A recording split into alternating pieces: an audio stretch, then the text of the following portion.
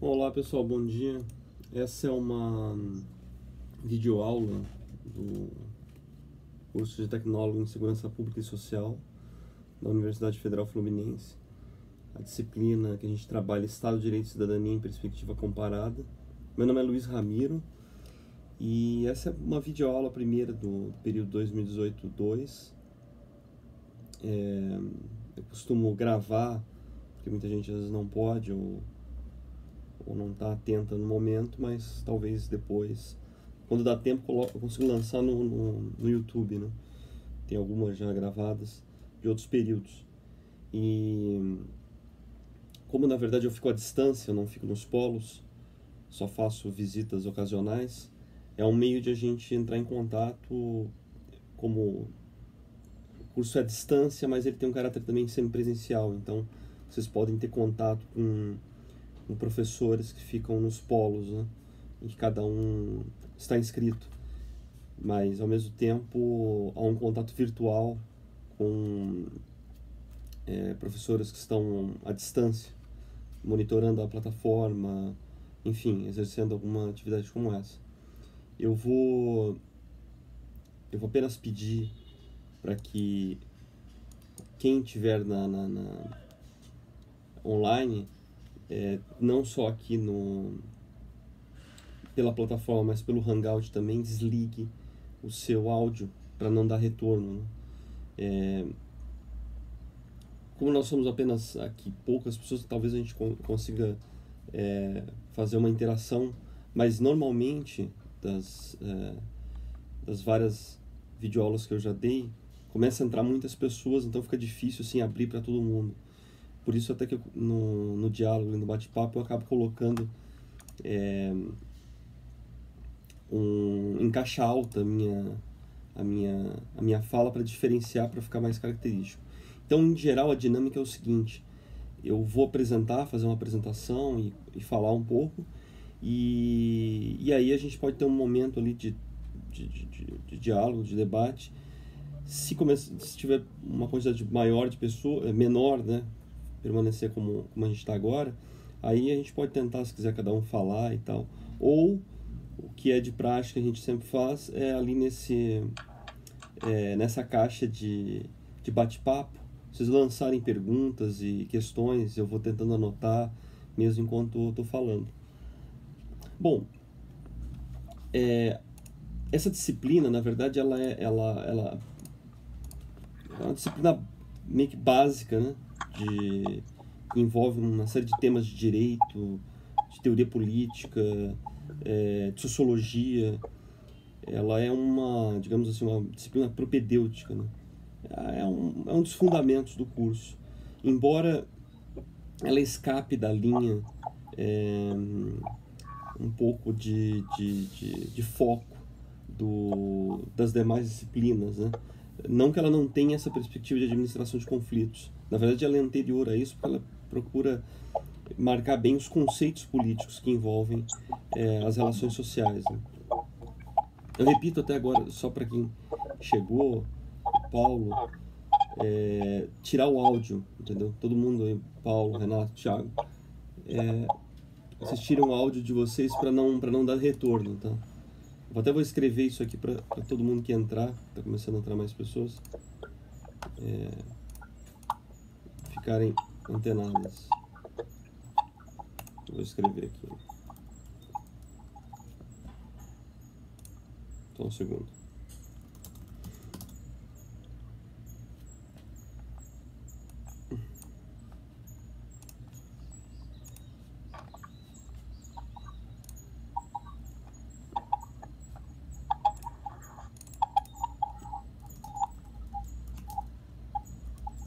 Só um segundo.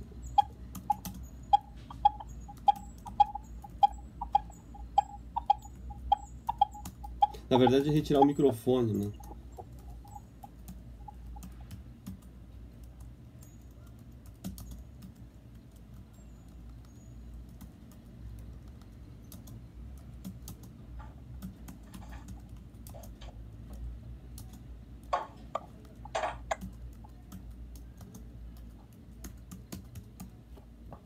Precisar de retorno. Bom, Então, o fato é que essa disciplina, então, ela tem esse caráter assim fundamental, né? Estado, compreender o Estado, as formas de poder, esse fenômeno do Estado moderno. Direito, porque é o que fundamenta as nossas relações, a impessoalidade das nossas relações. Cidadania é aquele sentido de um código que possa existir, independente da posição, do lugar das pessoas, que ele possa ser compreendido amplamente. Tá? Inclusive, esse é um dos grandes dilemas da sociedade brasileira, porque nós temos uma série de leis, de códigos, de regramentos, mas com uma grande dificuldade eles são compreendidos de modo amplo, de modo abrangente. E a noção de cidadania é exatamente essa, tipo, você conseguir fazer com que um código ele seja amplamente reconhecido. Tá? Nós temos uma dificuldade de estabelecer isso por uma série de motivos, seja o distanciamento do poder em relação à sociedade, né, do Estado distante da sociedade. Então, são formas de pensar uma autoridade, de uma legalidade que estão muito distantes das relações sociais. Até porque também tem um grande dilema, um país é muito heterogêneo e amplamente as leis são muito homogêneas. Daí até hoje um dos grandes debates é se falar a respeito da federalização, né, do federalismo brasileiro, ou seja, dá mais autoridade, dá mais autonomia, inclusive, autonomia legal para as regiões, para os estados, né? Um exemplo aí é o caso americano, por exemplo, em que você tem estados e até condados e municípios com mais capacidade legislativa. Então, aquilo que é um código comum, ele não é tão distante, né? Aqui, como boa parte da conformação legal é feita em Brasília, isso é muito distante, sei lá, do sujeito que vive no Acre ou do sujeito que vive no interior de Santa Catarina, entendeu? E assim por diante. Bom, essa aula de hoje é apenas de uma apresentação, né? E eu vou tentar ser breve. Eu mandei para todo mundo um cronograma, né? Que é um plano de estudos, tem um cronograma de data e tem um cronograma também de datas gerais e tem que é um plano de estudos, né? E ali a gente tem mais ou menos algo estabelecido, algumas diretrizes, assim, algumas aulas que a gente vai tentar fazer. Talvez a gente faça mais essas videoaulas, né? Que aí eu vou mergulhar mais em um tema, tá? Aqui está sendo um negócio meio abrangente, assim. E também a questão de avaliações, né? Como também eu divulguei por e-mail, vocês têm uma avaliação que é meramente à distância, né? Por isso que ela chama-se avaliação à distância. Tem a 1 e a 2. E também tem avaliação presencial, tá? Claro que cada professor, cada coordenador diferencia a sua avaliação. No nosso caso, as ADs, elas são completamente à distância, não tem nenhuma relação, não precisa ir ao polo para fazer, tá? Então, são a soma de atividades, questionários, etc. E algumas vezes até, acho que está contemplado esse semestre, uma parte da nota, por exemplo, é comentar sobre essas videoaulas, né? E mais uma vez, quem não pode estar no momento, isso é gravado e aí vocês podem acessar depois e fazer um comentário breve sobre aquilo que percebeu, alguma crítica, etc. Então, o fato é que a gente procura combinar essas coisas, né? Na AP, avaliação presencial, em cada uma antes dela eu vou explicar também, dar umas dicas e tal. São provas discursivas, né? Normalmente é tipo de prova, lança 2 ou 3 questões e você escolhe uma ou duas, tá? Eu repito o pedido, agora um parênteses, para que vocês tirem, quem está também no Hangout, tem algumas pessoas no Hangout, tire o áudio o microfone de vocês, o Felipe, o Matias, porque dá retorno, entendeu? E aí ele repercute nos dois canais que eu tô aqui. Bom, então há uma coisa importante também. Nessas provas, às vezes destoa alguma coisa em relação ao livro, não o conteúdo, mas o foco. Então é por isso que é muito importante vocês analisarem assim, cotejar o livro, darem uma lida no livro-aula, combinado também com o que está na plataforma. Por quê? Quando a gente escreveu o livro, ele foi um livro sobre encomenda. Então você tinha uma série de capítulos a respeitar, porque era algo já de um edital. Mas na plataforma a gente tem uma liberdade de fazer. Cada semestre eu mudo tudo ali. E praticamente tudo. Tem coisa que acaba repetindo. Mas o que acontece? Na plataforma o enfoque é mais dinâmico. Por exemplo, hoje a gente está passando por um momento que a gente pode chamar de uma revolução judiciarista. Tá? De um momento de uma alta entrada do judiciário no poder. Na política, digamos. Então é claro que isso é um tema que nos vem a calhar, né? E aí a gente dá uma dinamizada em relação a isso, enfocando mais um ou outro tema. Então aí tem uma diferença, né? Que na plataforma a gente tem uma série de liberdade, né? de atuação. Então boa parte daquilo que cai em prova, por exemplo, vem mais daquilo que a gente debate, por exemplo, em fóruns, em conteúdos da plataforma. Mas ao mesmo tempo você tem sempre algo muito para se ancorar, né? Alguma coisa muito segura, mais segura ali no livro.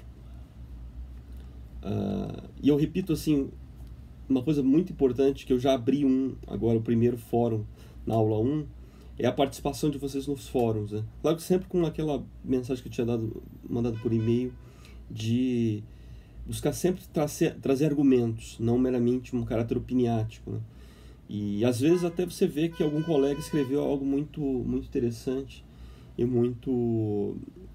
que aquilo que você queria escrever, você queria descrever, então você pode apenas expressar uma concordância ou uma crítica. Esse diálogo também entre os colegas é interessante, já que são 12 polos, são 12 cidades diferentes, é o estado inteiro, então... E até o modo de se conhecer e de criar redes aí entre vocês. Isso que inclusive é uma acho que dos resultados desse curso, de forma geral, né? Vocês se unirem também como profissionais de segurança pública. Bom, para quem entrou depois, eu só vou dar um toque, como agora já tem um bocado de pessoas nos dois canais aqui, tanto pela plataforma como pelo Hangout, não é possível abrir para todo mundo falar. Mas, pelo menos no caso da plataforma, quem entra por ali, tem o chat, né, o bate-papo. Então vocês podem ir deixando questões, dúvidas e tal. Se eu não conseguir responder agora, eu guardo para depois, mas eu vou tentando anotar mesmo enquanto eu vou falando.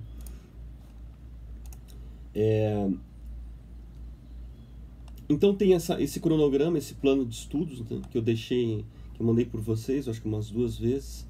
Em Excel, em PDF, então ali vocês podem acompanhar, tem um certo cronograma, né, de como desenvolver como ir lidando com o curso, com as atividades. E o primeiro fórum, como eu falei, eu descrevi como Fundamentos do Estado Moderno, Poder, Ordem e Autoridade. Isso vem em geral de uma confusão eu até, para aproveitar, eu vou ler até um texto que eu escrevi para dar introdução a esse fórum, tá? Mas algo interessante é como existe uma espécie de confusão entre esses termos, né? Poder, autoridade, ordem, e também como outros, como dominação, mando, né? E algo muito interessante é como... e eu percebo muito isso nas análises sobre segurança pública. O esvaziamento do caráter de autoridade. Se pesca pouco esse fenômeno. E como ele tem uma relação direta com a crise, por exemplo, que a gente tem de segurança pública, com o fenômeno da violência, da criminalidade, tá? Eu até estou escrevendo um texto agora sobre um outro artigo sobre a intervenção federal e é muito claro como boa parte das análises elas têm uma preocupação muito crítica, e é compreensível isso, mas muito pouco analítica de prognóstico do que vai acontecer. Você pensa muito pouco assim como... Quais são as consequências desse fenômeno inédito, na verdade? Você nunca teve uma intervenção federal desse tipo. Tá? Ela é civil, ela não é militar, embora sejam generais que estejam no gabinete de intervenção. Ou seja, há uma preocupação primordial de analistas, de especialistas em segurança pública, de fazer uma metralhadora de críticas, e muito pouco no sentido de oportunismo político, de ver a oportunidade no sentido positivo da coisa. Não, olha só, a realidade é que a coisa está aí, entendeu? O que você pode se tirar disso? Esse é o fato. Tá? Se foi feito por um governo escuso, moribundo, etc., isso é verdade, isso é preciso ser analisado, mas ao mesmo tempo são outros 500 diante de uma realidade. E inclusive porque analisar essa realidade pressupõe observar um problema grave que leva a esse tipo de situação, que é uma incapacidade local de administrar uma das pastas mais importantes, ou talvez a mais importante de um governo estadual, porque ela é praticamente a única que ela é quase que soberana. Por quê? As polícias, por exemplo, estaduais são diferentes umas das outras. Você tem uma espécie de quase que autonomia. A começar, por exemplo, a identificação das fardas. Né? Vai a Minas, é uma outra farda, em Goiás, enfim. Tocantins e assim por diante. Então você pode ter regramentos locais. Por que isso que seria tão...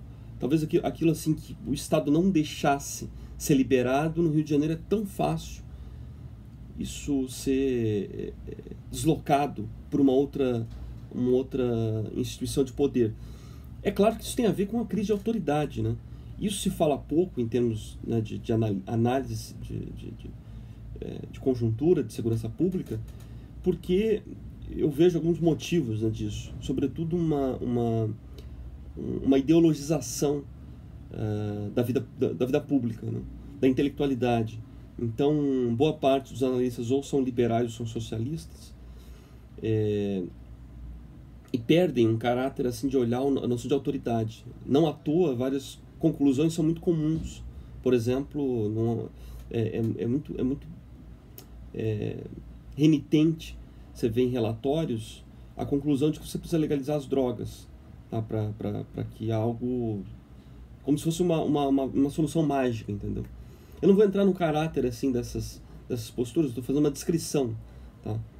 E o que eu humildemente percebo é como há uma falta de caracterização dessa crise de autoridade, tá? Que não é a mesma coisa do crise de poder. Que alguém pode ter poder, mas pode não ter autoridade.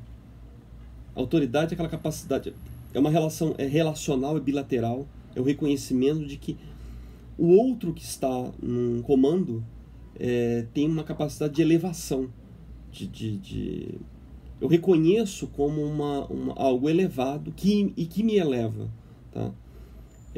Classicamente, a noção, por exemplo, professor-aluno, em que o ideal de uma autoridade professoral é que o professor consiga elevar o aluno. Tá? Em francês, até o próprio nome de aluno é élève. Ou seja, é aquele que vai ser elevado de alguma maneira, conduzido, ajudado pelo professor. E assim por diante. Mais uma vez eu peço para vocês, quem entrou agora, tirar o microfone, senão vai dar retorno. E até quem conversa alguma coisa privada, se ela está no banheiro, alguma coisa, vai dar para ouvir tudo. Mas então, isso é um negócio muito, muito frequente. A Francine não está conseguindo retirar o microfone. Botão direito, acho que em cima do microfone, aí na plataforma, você talvez consiga. Ou enfim, ou clicar naquela setinha. Às vezes é meio complicado mesmo. Vai no menu áudio. Vai tentando aí tirar. Obrigado. Bom, então tem isso é um negócio recorrente. Às vezes assim, o problema analítico das coisas se dá por um problema ideológico. Tá? Até porque a ideologização é um dos fenômenos da política moderna. Sempre nós estamos assim, travados por alguma perspectiva ideológica que dificulta a gente analisar os conceitos. Como o que significa isso? O que é 2 mais 2 são 4? Tá? Isso, no mundo das ciências sociais, se torna difícil, porque a gente lida com ideologização. Então, por exemplo, no debate político, o que é povo para o Lula não é povo para que vota no Bolsonaro. E assim por diante. Entendeu? Então você tem assim, mas povo não é uma coisa só? Não deveria ser 2 mais 2 são 4? Sim, de fato. Mas a ideologização das coisas leva com que você trate as coisas de forma dentro do seu espectro ideológico. E esse é um problema que aparece também nas análises de segurança pública. Tá? O nosso objetivo aqui é fugir disso, é escapar disso. Por isso que nos fóruns, e ali a gente colocou num e-mail de introdução, que vocês todos devem ter recebido. Quem não receber, avaliem para ver se não tem um problema. Procurem, né, os polos ou ajuda online, para que avaliem se vocês não estão recebendo os e-mails. O fato é que o objetivo é sair de uma posição ideológica e opiniática, entendeu? Então a gente reencontrar essa coisa assim, o que é 2 mais 2 são 4? Isso é possível encontrar, mesmo tratando dentro das ciências sociais, mesmo tratando de noções de Estado, direito, cidadania, etc. Tá? Então eu vou para tratar dessa questão aí que abre o curso, né? O curso ele faz uma viagem entre elementos fundamentais da construção do Estado moderno, tá? Porque a ideia de poder, de autoridade, de comando, de relações políticas, ela é quase da natureza humana, né? O Aristóteles dizia que o homem é um animal político. Um animal político no sentido de... é um ser relacional. É um ser que ele é altamente dependente das relações humanas, tá? A gente pode pegar isso assim da relação do filho com a mãe. Nenhum outro animal, por exemplo, é tão dependente do leito materno do que o ser humano. Nenhum outro, é impressionante. Se ele larga um bebê, um recém-nascido, sozinho, dificilmente ele vai sobreviver. Dificilmente. Se a gente vê esses canais aí de natureza, Discovery, etc., você percebe assim, um negócio muito incrível. Sei lá, um leão nasceu logo depois, até tem esse cuidado, mas às vezes logo depois já solta, já fica livre, parece que já está pronto, entendeu? Nós temos uma outra situação, nós temos toda uma maturação, uma criação de personalidade, algo muito mais intricado, né? Muito mais complicado. Isso já revela nosso caráter interdependente, um dependente do outro, né? A começar das relações maternais e paternais. Então isso já revela o nosso caráter, né, a relação natural do ser humano com a política, digamos assim. Isso a gente procura ver um pouco quando a gente está trabalhando cada conceito aqui dentro da matéria. Embora, por até questão de tempo, de circunstância, a gente começa já do Estado moderno, que é um aperfeiçoamento, evolução ou involução, isso é uma questão qualitativa, do exercício do poder, tá? Porque o Estado moderno ele é um fenômeno praticamente do século XVI para cá. Tem, claro, variações de data, mas ele é um fenômeno de fortalecimento do poder e de centralização, de criação dos Estados nacionais. É um fenômeno que escapa da Idade Média, na verdade, né? Praticamente o ocaso, o fim da Idade Média é a erupção do Estado moderno. Toda essa noção de modernidade que nós temos até hoje, e hoje também pós-modernidade, a gente pode conversar sobre isso mais à frente. E a gente vai marcando também como é que as ideologias políticas vão tentando levar, como se fosse um barco, para lá ou para cá, né? Embora, por exemplo, a tônica da modernidade seja o liberalismo, seja a ideologia liberal. Ou seja, a constituição de direitos, né? E aí você tem, por exemplo, outras grandes matrizes ideológicas, socialismo, conservadorismo, que tentam ou trazer mais para frente ou trazer mais para trás, enfim, e uma série de outras questões que envolvem. Então, a perspectiva revolucionária, tá? Surgimento de uma sociedade burguesa, tá? Burguesa no sentido de burgo, de cidade. Só no século XXI, tá? Que o mundo se torna mais urbano do que rural. A sociedade humana, em toda a história, ela sempre foi mais rural do que urbana. O fenômeno de uma sociedade totalmente burguesa, ou amplamente burguesa hoje, ele é um fenômeno da ocidentalização do mundo, da modernidade, e extremamente recente. Tá? O Brasil mesmo é um negócio assim, explosivamente rápido o fenômeno do êxodo rural. Porque até os anos 70, eu não tenho assim de cabeça exatamente os números precisos, mas nós pegamos assim, até os anos 70 para os 80, o Brasil, 70 pelo menos, aí eu estou mais seguro, o Brasil ainda era um país mais rural do que urbano. Hoje o país tem, embora seja um grande celeiro do mundo de produção agrícola, cerca de 14 a 15% do país é rural. Digamos assim, rural em termos demográficos, como é que as pessoas vivem, né? Então, 85%, perdão, da população brasileira é uma população burguesa, no sentido de vir a viver num burgo, numa cidade. Tá? Isso também já constitui uma coisa assim, completamente nova nas relações de poder. Porque relações de consumo são modificadas, a dependência, você vê a greve dos caminhoneiros, a dependência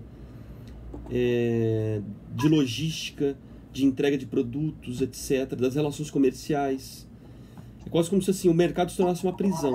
Tá? Isso tem uma teoria sobre isso que a gente não pode falar outro dia. Mas o fato é que toda uma noção de autonomia local, ela se perde amplamente com o mundo da cidade. A gente percebe, o negócio dos caminhoneiros foi muito interessante, a gente perceber como nós nos tornamos dependentes. Tá? De modo interligado, né?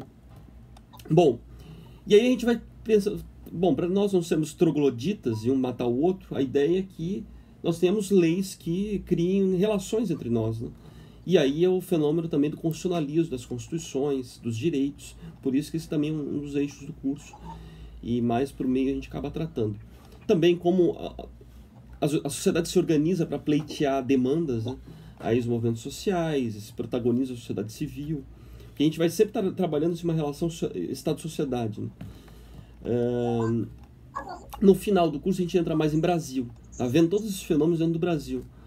A gente fala também da questão das relações cívico-militares, movimento 64, enfim, polícia, uma série de situações. No final a gente entra também mais num dos mantras, né, uma das maiores palavras de ordem desse mundo moderno, que é a democracia. É uma obrigação você falar em democracia. E quase como se fosse, democracia é quase como se fosse um deus da política moderna. Tá?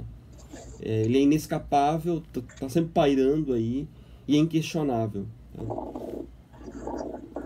Daí também a proliferação ideológica de falar que qualquer um que pareça alguma coisa não democrática ou não tão democrática é fascista. Isso também é como é que eu posso dizer?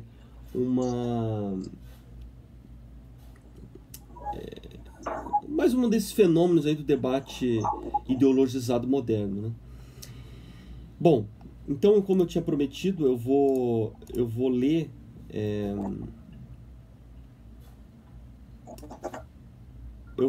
um pouco esse primeiro fórum.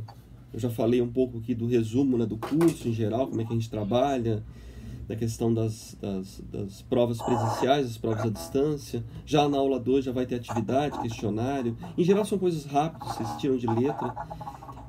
Tá bem explicado assim na AD1 como é que vocês podem se situar em relação à soma dos pontos. Não há nenhum problema.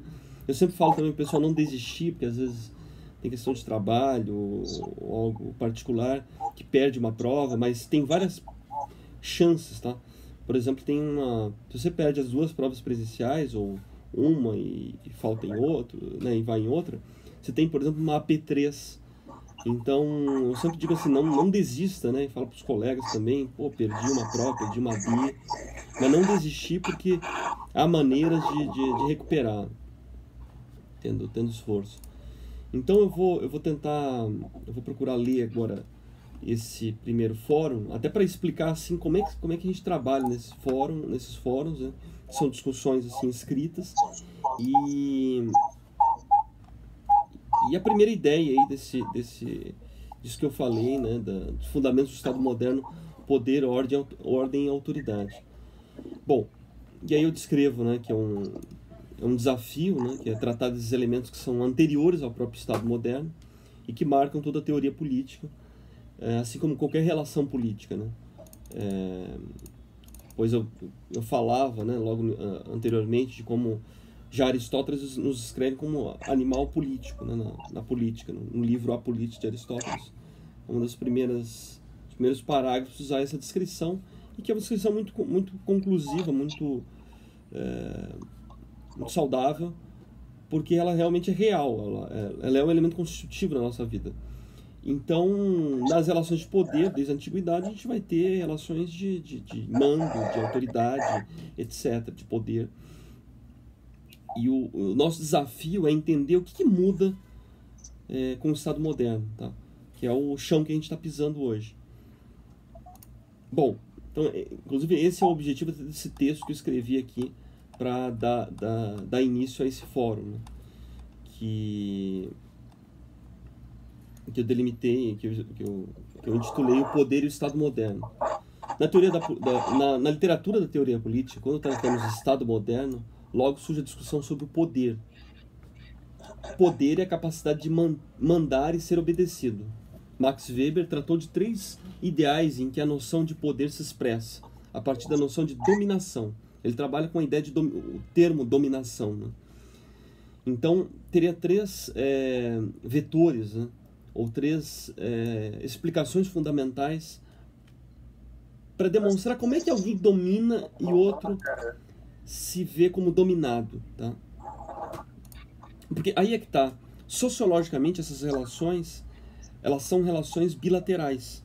Você não é apenas assim, alguém manda eu obedeço. Eu obedeço porque eu reconheço alguma coisa. Eu tenho uma relação ali de reciprocidade em relação àquilo. E aí ele dá 3 motivos para isso. Um é o fenômeno legal racional. Eu mando porque está na lei, e eu obedeço porque está na lei. Tá? Um outro elemento é o tradicional.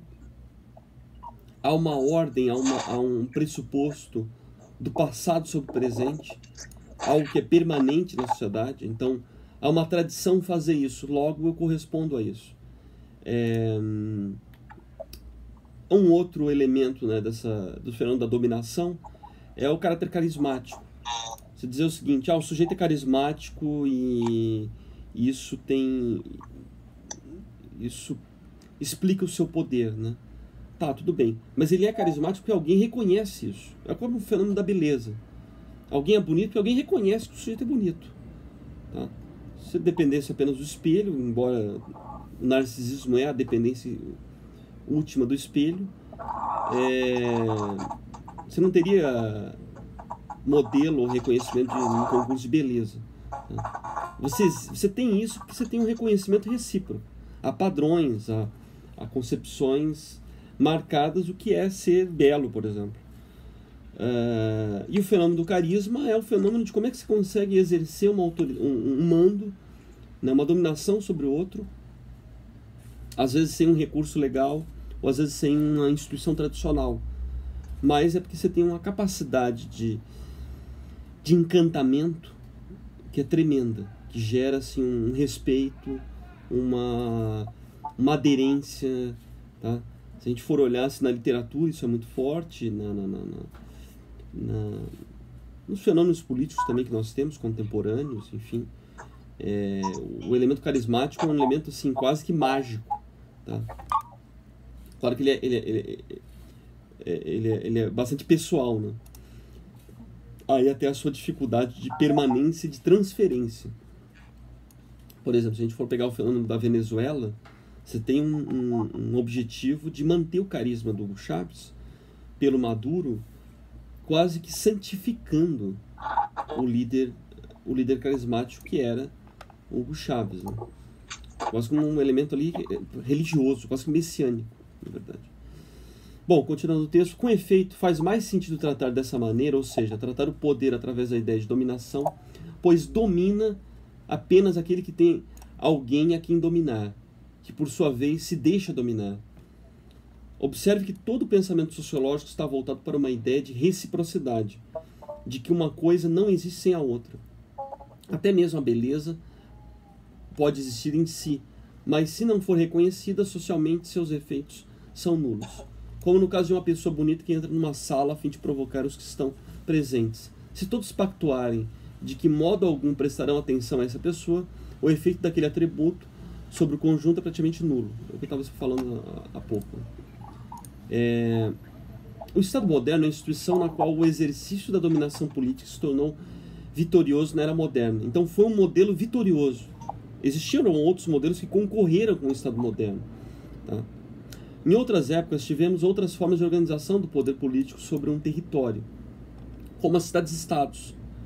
Praticamente hoje só existe, sei lá, o Vaticano, Mônaco e mais ou menos um outro lugar que é cidade-estado. Também teve as confederações, foi no caso da confederação nos Estados Unidos, que perdeu a guerra, que era o sul, né? Perdeu para o norte. A diferença de federação para confederação é que, pelo menos, na confederação você tem soberania local. A federação você tem autonomia, mas a soberania ela é única.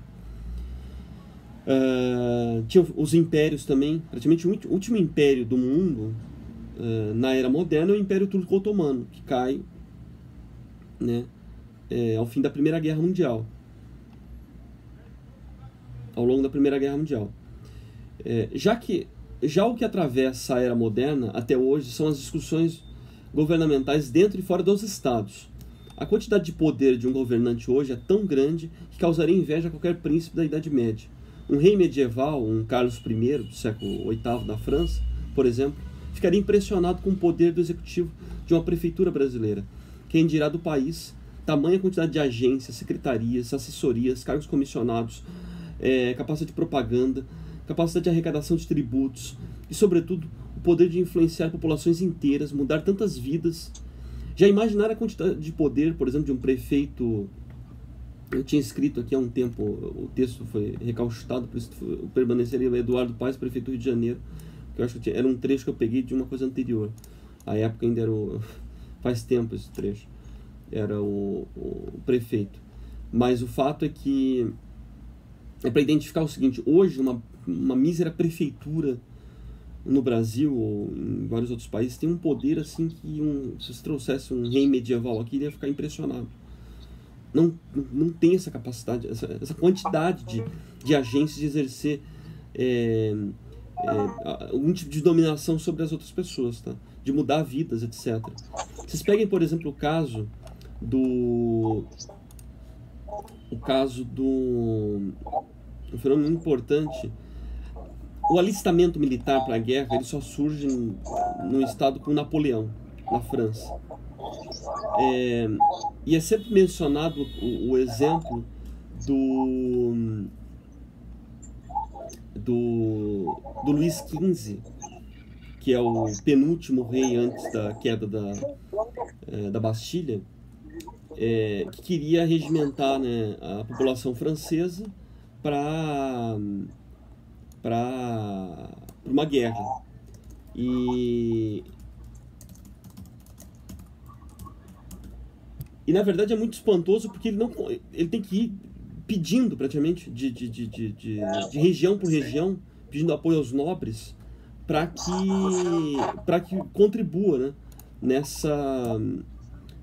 nesse desafio, porque não era obrigatório o alistamento. Então o rei pedia para que alguém sacrificasse, né, para quem se dispusesse a lutar pelo reino. O alistamento obrigatório torna compulsório isso, perante todos. E assim, a cena é muito curiosa. Você tem um rei, mesmo um rei já no momento absolutista, digamos assim, que acaba tendo muito mais dificuldade de arregimentar pessoas para uma guerra do que depois, no fenômeno moderno, um chefe político, né? Que tem uma lei que estabelece a obrigatoriedade de todo mundo se alistar. Aí também a capacidade, assim, extremamente forte de alguém exercer uma autoridade através da lei. Tá? Só um parênteses, uma pergunta do Thiago Wagner. Estaria correto acrescentar também a ameaça? Não está na lei, não é tradicional e não existe carisma. Sim, o temor... deixa eu ver... No Maquiavel, ele diz o seguinte, tem uma coisa interessante do maquiavelismo, que é um fenômeno moderno, que ele diz o seguinte: é melhor ser temido do que ser amado. O temor é um exercício elementar de conformação do outro. Se a gente pegar hoje, entrando na tua pergunta, da impunidade da sociedade brasileira, algo assim que qualquer criança na rua sabe é o seguinte: um dos motivos fundamentais é que o criminoso não tem mais medo da prisão, da persecução penal. Tá? O sistema legal, o sistema judiciário não exerce mais medo. Então, claro que isso é um elemento a gente poderia colocar na conta, eu concordo contigo, de exercício, de modo de exercício de uma dominação. Você domina também pelo medo. Agora, isso tem que ser muito bem articulado. Isso tem que ser muito bem articulado com outros elementos, tá? Porque o medo pelo medo, na primeira oportunidade que você tiver de escapar disso, você escapa. Tá? Agora, o temor reconhecido, como reconheço, não, isso é exercido por uma autoridade, por algo reconhecido. Esse pessoal aí que exerce isso tem reconhecimento, eles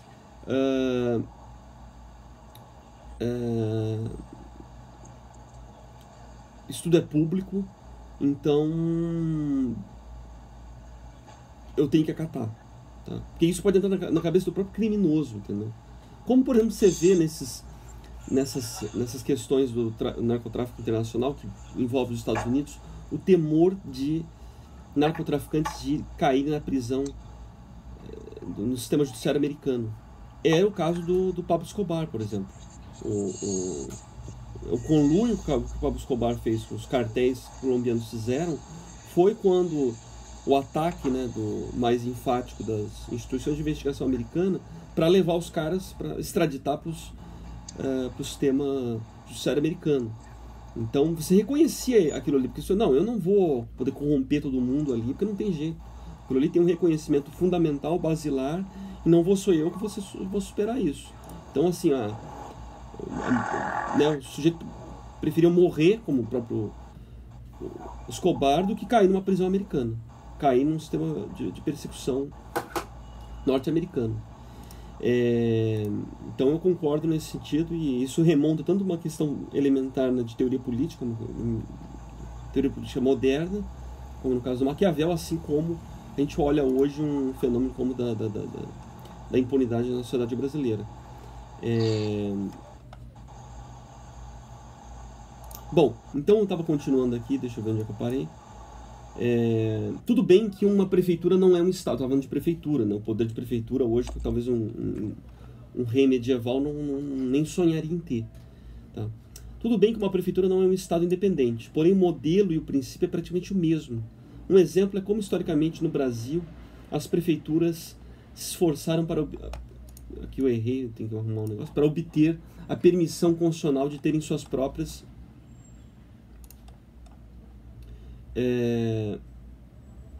Só porque eu tenho que alterar, deu um...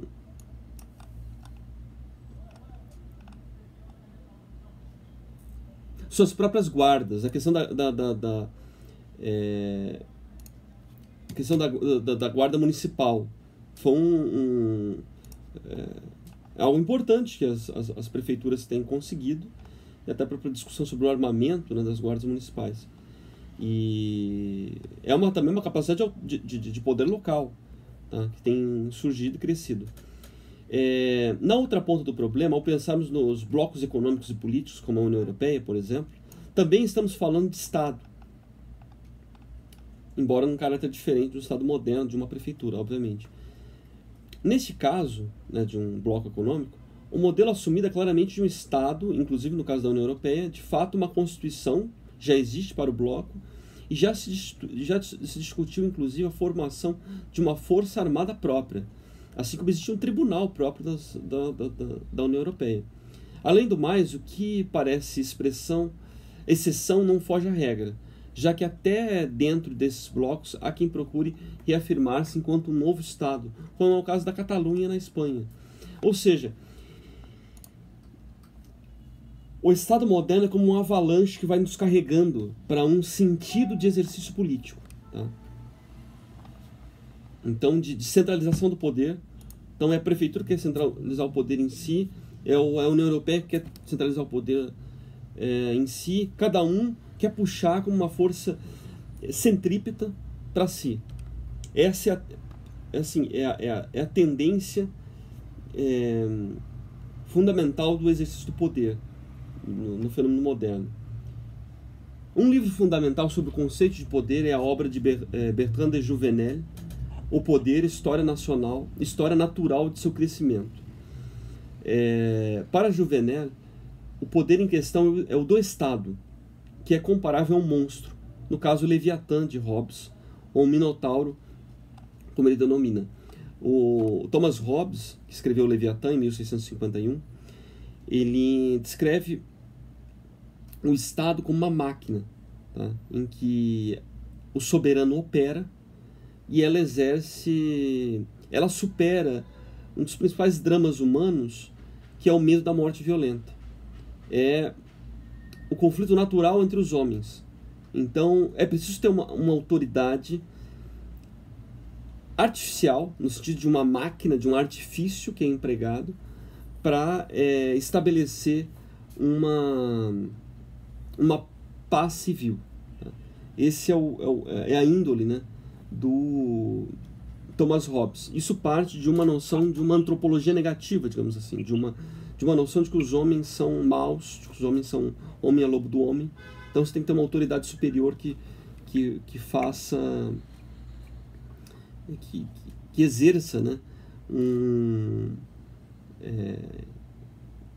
que faça que um pacto seja estabelecido, priorizando a vida e a paz social interna. Tá? Claro que isso tem uma série de problemas, porque isso vai gerar um pressuposto de agigantamento do poder, de agigantamento desse elemento estatal, e as consequências são bastante perversas a médio e longuíssimo prazo. Embora a justificativa dele tenha sido, obviamente, muito bem empregada, muito bem empregada no sentido assim, de ela ter funcionado, né, na cabeça dos que tiveram as rédeas do Estado moderno. Não que é bem no sentido de boa. Tá? No fundo, é quase como se fosse uma coisa demoníaca, na verdade, porque é uma exacerbação do poder.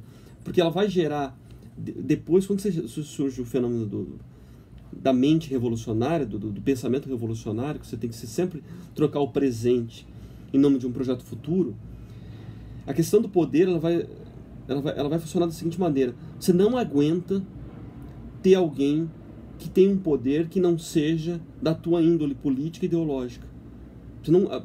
Você percebe isso nos movimentos sociais hoje. As pessoas não aguentam assim com que alguém que não esteja no seu espectro. Tá? Isso já significa não aguentar a democracia, porque a democracia é você conceber também que um outro diferente possa exercer um poder e você dialogue, você conversa em relação àquilo, você tente pautar outras situações, enfim, dentro de uma sociedade aberta. essa noção que une, né, um ideal revolucionário com essa ampliação do poder, ela vai imputar na cabeça das pessoas que eu não posso suportar um poder que não esteja dentro do meu âmbito ideológico, tá? Isso eu acho que a gente poderia voltar àquilo que eu estava falando no início sobre as análises sobre a segurança pública. Porque também boa parte das incompreensões ou das omissões ou do mal-estar a respeito de fenômenos que acontecem, né, é porque eu simplesmente não admito que alguém que não esteja dentro do meu conluio político-ideológico exerça o poder, mesmo que aquilo ali seja positivo, entendeu? Claro que às vezes você morde a língua, né? Por exemplo, embora tenha uma situação bastante catastrófica e problemática do fenômeno das UPPs, quando ela surgiu no início, logo alguns políticos a condenaram fortemente.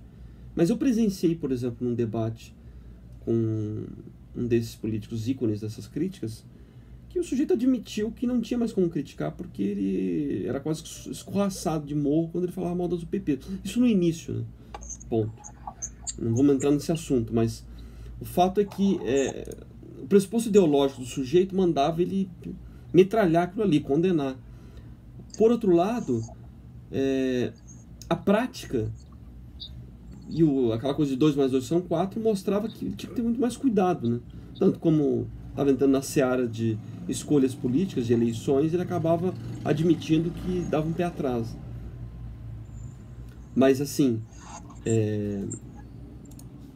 o principal é compreender como essa noção assim da ampliação do poder, que é isso que o Bertrand de Juvenel fala, que né, nesse livro, O Poder e a História Natural do Seu Crescimento, a coisa vai se ampliando e você assim, e juntando com esse momento revolucionário, você não consegue se ver comandado por alguém que você não compartilhe de noções ideológicas, tá? Óbvio que isso é um problema, isso tem um sentido, porque se o outro tem uma ideologia muito diferente, ele vai levar um conceito para algo completamente diverso daquilo que eu entendo. Esse é o grande drama, assim, de a gente tratar as coisas ideologicamente, porque a gente perde, eu volto mais uma vez, a gente perde a noção de 2 mais 2 são 4, porque daí o nacionalista vai dizer que 2 mais 2 são 6, o outro vai dizer que 2 mais 2 são 6,5, o anarquista vai dizer que 2 mais 2 são 0, enfim, é uma loucura. Aí é um dos motivos que ninguém se entende. Tá? Continuando, enquanto Hobbes justifica a necessidade do Leviatã, porque os homens têm medo e pactuam em prol dessa forma de poder sobre a sociedade, Juvenal procura entender como ao longo da história o Estado foi adquirindo mecanismos diferentes para justificar-se. Em todos os momentos a sociedade pagou um preço. O crescimento do poder do Estado é o crescimento das guerras, tanto quanto dos tributos ou da influência estatal sobre a formação moral das crianças e adultos. Ou seja, esse crescimento do poder também ele cobra um preço. Você tem que pagar por isso. Então, assim, é completamente relacional a capacidade de poder de uma autoridade política, a capacidade arrecadatória.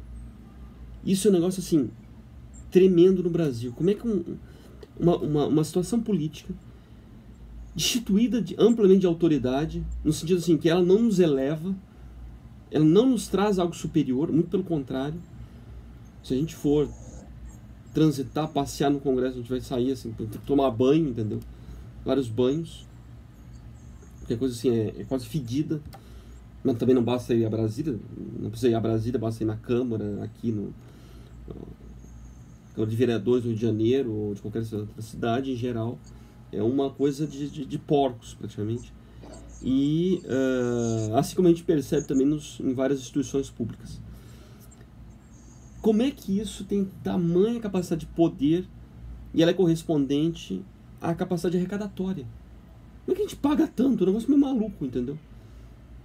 Isso se explica por essa esse distanciamento entre poder e autoridade.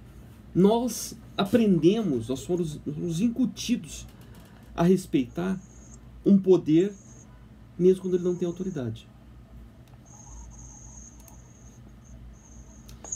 Muito do que se observa hoje com relação ao poder do Estado é novidade. As guerras mundiais do século XX escancararam o quanto os governos cresceram, pois as batalhas que antes eram restritas, concentradas, isoladas dos civis, eram campos abertos, né? Você fazia quase uma coisa de xadrez, você se jogava, você não misturava com o populacho.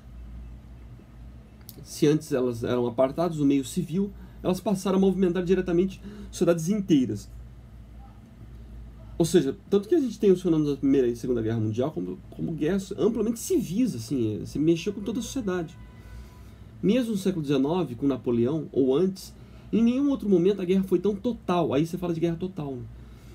Tão presente para a população civil. Juvenal explica esse processo de guerra da seguinte maneira, eu vou citá-lo. E aí também a questão da guerra é um elemento da contribuição de tributos, tá?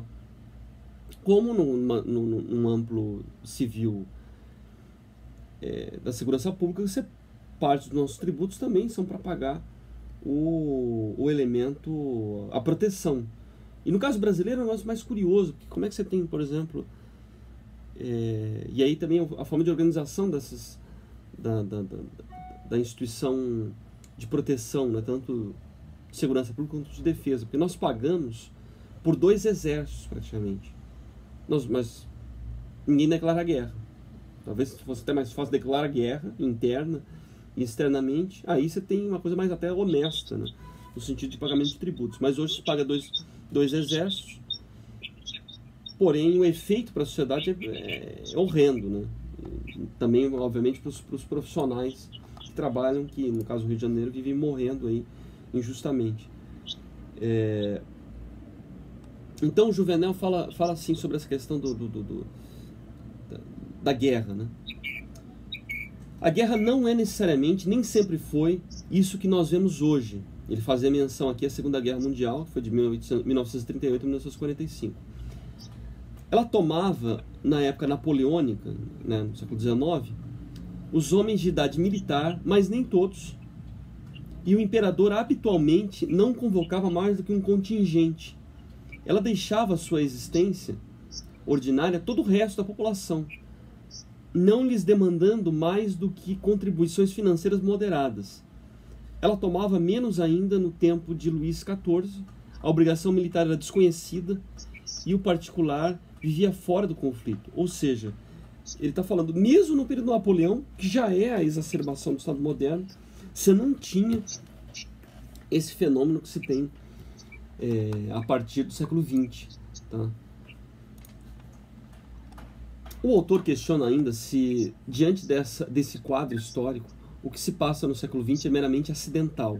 Ele vai dizer que não é acidental isso. Isso já é uma coisa assim que é uma linha de ampliação, né? Vai num crescente. E nós nos perguntamos aqui, eu coloco, se o que se passa no século XXI é acidental. Não foi somente a guerra que se expandiu para toda a sociedade. Tudo que é referente à política adentrou os lares e todos nós somos cotidianamente impelidos a tratar de política. Isso é um horror também, porque você não consegue se desvencilhar da política. Um amigo meu que tava louco para sair desses debates políticos, dar uma sumida no segundo semestre, né? Porque tamanha assim a penetração disso no seu cotidiano, mesmo que você não goste. O país inteiro parou na questão do impeachment da Dilma. Tá?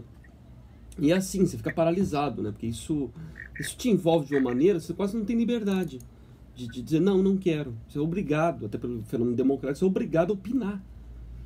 Enfim. Aí uma outra subseção desse texto eu coloco alargar o poder, alargar a guerra, que são coisas correspondentes. Como Max Weber explica em Política como Vocação, a justificativa final do Estado moderno é o exercício da violência legítima, pois foi assim legitimamente que logrou concentrar o poder. Ou seja, o elemento último do Estado é a violência legítima. Ela é legítima porque ela é reconhecida como tal. Então é a diferença assim, quando isso tem problemas é que daí a autoridade né? E o mesmo poder do Estado está dilacerado. No caso do Rio de Janeiro, isso é grave, né? Aí você vê o fenômeno da capacidade de exercício de poder de milícias e traficantes em morros e etc. Então, ou seja, o fato é que nós concebemos que o Estado tem o seu elemento último de poder a partir da violência legítima. Tá? Ele é capaz de julgar e o fardamento de um policial é reconhecido. Você não tem, sei lá, idealmente o fardamento, entre aspas, de um traficante, de um miliciano como reconhecido publicamente.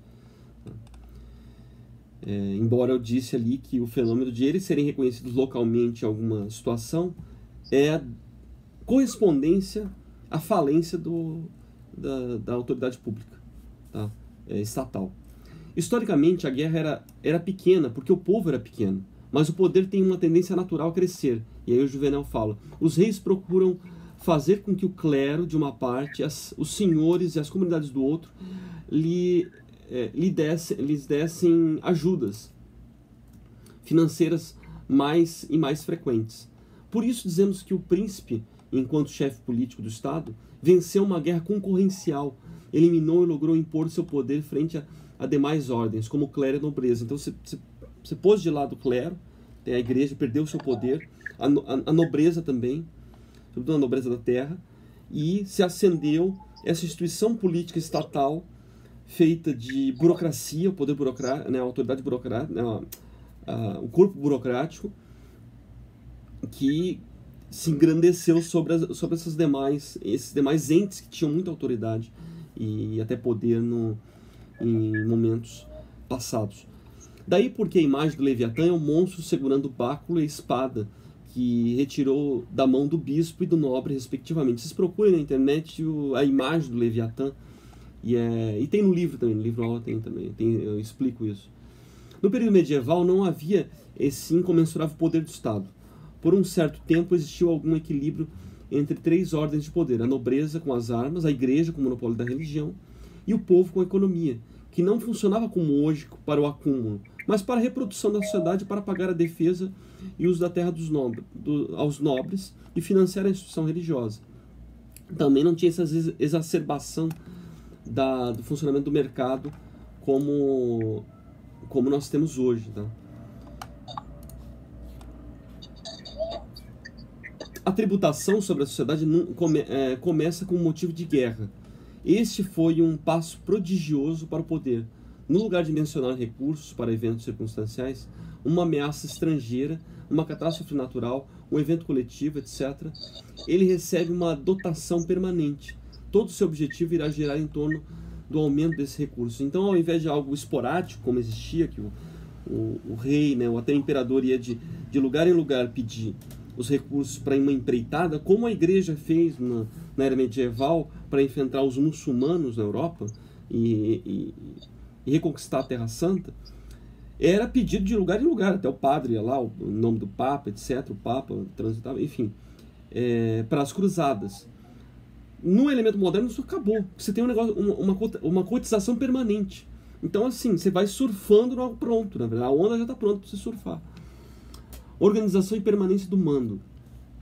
As tarefas civis que as monarquias absolutistas passaram a demandar justificaram a aquisição de um poder legislativo inexistente na Idade Média, que desenvolve-se continuamente. Claro que existia, assim, cortes e tal, mas não da forma que a gente tem hoje, né? Esse poder legislativo, ou seja, de ficar fazendo lei uma atrás da outra. Esse poder legislativo implica o direito de impor. As leis públicas têm força, imperatividade e proteção. Com o passar dos anos, as constituições tornaram-se maiores e as atribuições estatais maiores também. No século XVIII, com o liberalismo, muitos ficaram alarmados com esse progresso do poder e procuraram controlá-lo. Porém, aí a ideia de check and balance, de o poder controla o poder, né? Porém, a ideia do Estado como principal esfera do exercício do poder ficou intacta. Inclusive, um dos resultados foi que o próprio organismo legislativo é quem passa a ser o feitor do que é ou não livre, já que detém o monopólio de fazer leis para a sociedade. E aí essa noção de o poder controla o poder, na verdade, você revalorizou, na verdade, se fez uma alta valorização da entidade política, né? Eu vou ter que encerrar, mas enfim, eu estou lendo, na verdade, um texto que já é da plataforma, já está no fórum, o fórum já está aberto, tá? É só vocês darem uma lida. Comecei a fazer essa leitura aqui no intuito de aproximar a gente, né, de dar uma introdução e de explicar um pouco algumas coisas, na verdade. Mas eu ia continuar assim, lendo e ponderando, mas pela questão do tempo eu vou ter que sair e encerrar a aula. Mas mais uma vez, primeiro, né, parabenizar vocês e agradecer também e dizer que vocês podem procurar ali pelo e-mail, lá na plataforma. A gente continua conversando. No fórum ali a gente vai expondo questões dentro disso que eu estou falando, perguntas também, por exemplo, a pergunta ali do Thiago foi muito boa, e essas coisas sempre ajudam, né, a gente a avançar, a gente criar coisas novas. Isso é muito importante. Eu acho que é um dos elementos para vocês se desenvolverem nesse curso, que vocês escolheram fazê-lo, e o viés dele é esse, né? A gente avançar um pouco mais, sair de joguetes, né, de opiniáticos, de perspectivas meramente ideológicas, e entender como é que as coisas são feitas, como que a gente precisa ter cuidado em relação a isso. Se a gente percebe que autoridade, poder, Estado exerce tamanha influência nas nossas vidas, se a gente tem um produto quebrado, a gente vai no PROCON, vai no direito do consumidor, etc., enraivecidamente procurar os nossos direitos. É muito curioso como a gente perde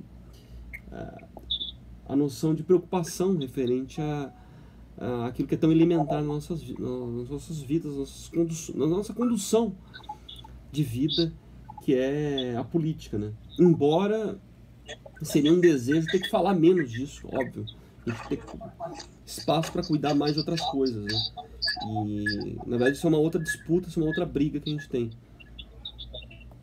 Então, eu gostaria de encerrar, e se alguém quiser escrever alguma coisa ali no bate-papo para finalizar. Do contrário, a gente continua aí discutindo lá na plataforma, no fórum. Vocês também tem vários outros meios tem a sala de tutoria, quando tiver alguma dúvida, etc. E ocasionalmente, quando tiver visita docente, eu acabo transitando em um polo ou outro. Também tem alguns vídeos aí que eu já gravei, tem no YouTube, e tem um blog também que eu administro, que aí são textos assim mais públicos, na verdade, de opinião pública, né? Mas também procuram ser fundamentados. Eu vou escrever o blog aqui, o endereço do blog. Inclusive, eu já fiz até em algumas ocasiões uma espécie de concurso de alunos e de textos de alunos. A gente já publicou nesse blog. É um blog voltado, né, para a área de segurança pública, violência, criminalidade, etc. Então, eu estou escrevendo aqui, estou deixando no bate-papo, chama-se Proveitos Honestos. Eu vou ver se deixo aqui no bate-papo também do Hangout, pra vocês darem uma olhada. Enfim, tá lá, então tem algumas coisas legais pra gente ler. Então é isso, eu vou fazer outras dessas aulas, tem algumas marcadas, talvez a gente faça mais, e a gente troca uma ideia, eu gravo. Você pode compartilhar, quem não pôde, eu vou tentar, eu estou gravando aqui, vou tentar lançar, né, seja o áudio, daí eu lanço numa pasta e distribuo essa pasta, uma pasta em nuvem, ou se conseguir no YouTube. Às vezes dá alguma falha, não consigo, mas pelo menos o áudio dá para ficar, e quem quiser ouvir depois, abre, baixa, enfim. Então é isso, eu agradeço, um abraço a todos, vou fechar aí.